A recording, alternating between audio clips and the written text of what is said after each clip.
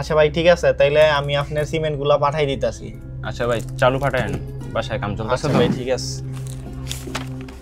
মেলা বাকি পইরা গেছে রে, বাকিগুলা উড়াইতে হইব। হ্যাঁ ভাই, তোকে ঈদে বেতন দিতে হইব না? হ্যাঁ ভাই, ঈদে মার্কেট করতে হইব। তোর আম্মু অসুস্থ, বাসায় টাকা পয়সা ফাড়াইতে হইব, আমারও তো খালি দিতে হইব দেখি। আচ্ছা ঠিক আছে, তাইলে লোকটার 100 বস্তা সিমেন্ট ডেলিভারি দিয়া দে। আচ্ছা ভাই।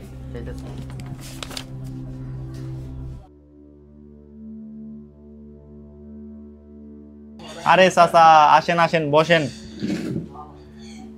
বাতিজা, ওই দিন যে মালগুলা নিলাম, আরো তো মাল লাগবো বাতিজা। চাচা, ওই দিন যে বাকিগুলা নিলেন, মেলা বাকি পইরা গেছে, ওইগুলা তো এখনো পরিশোধ করেন নাই। ওইগুলো একটু দিয়ে দিলে ভালো হয়, কর্মচারীর বেতন দিতে হইব, এই সামনে ঈদ, মেলা সমস্যা আছে। আরে বাতিজা, চিন্তা কিসের? টাকা তো আল্লাহর হাতে, কাল পরশু দিয়ে দিই মনে। চাচা, তারপরে অনেক বাকি পইরা গেছে, টাকাগুলা দিলে উপকার হইতাম। আচ্ছা বাতিজা, আর 50টা বস্তা ডেলিভারি দিয়ে দিও, আমি গেলাম, আমার আবার কাজ আছে অনেক, আমি যাই। হ্যাঁ বাতিজা, পাঠাই দিও সুন্দর মতো। ঠিক আছে চাচা। ভাই, চাচা তো অনেকদিন ধরে টাকা ঘুরাইতে আসছে, আপনি যদি কিছু কর না। আরে সোহাগ, কি কমো, চাচা মুরব্বী মানুষ, কইলে যদি কিছু মনে করে। দেখেন ভাইয়েরা, হালাল উপার্জন যেমন ফরজ, তেমনি কার হক না মিটিয়ে ঋণ রাখা মারাত্মক গুনাহ। আমাদের প্রিয় নবী হযরত মুহাম্মদ সাল্লাল্লাহু আলাইহি সাল্লাম বলেছেন, যে ব্যক্তি মানুষের হক মেরে দেয় সে কিয়ামতের দিন নিঃস্ব অবস্থায় দাঁড়াবে। আর মৃত্যুর ফেরেশতা কাউকে সময় দেয় না, মৃত্যুর পর শুধু আফসোস থাকবে। যে অন্যের হক মারে তাদের কবর হবে গুনার গর্ত।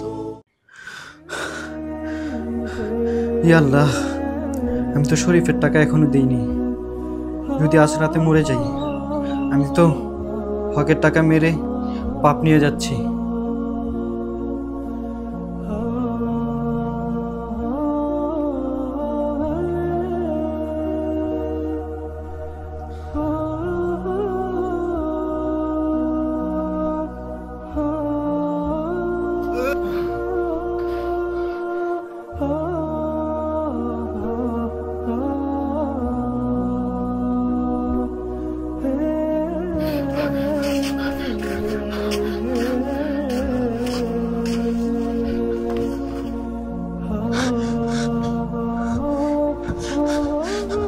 শরীফ, বাতিজা। আরে চাচা, কি হয়েছে আপনার? রাত বইরা ঘুমাইতে পারি নাই বাতিজা, ঘুমাইলে দেই ও মৃত্যুর ফেরেশতা আইসা খালি কইতাছে, দে তোর হিসাব দে। এনে বাবা, এই যে তোর ফাওনা সব টাকা, আর আমার জন্য দোয়া করিস, আমি যেন মানুষের হক আদায় করতে পারি।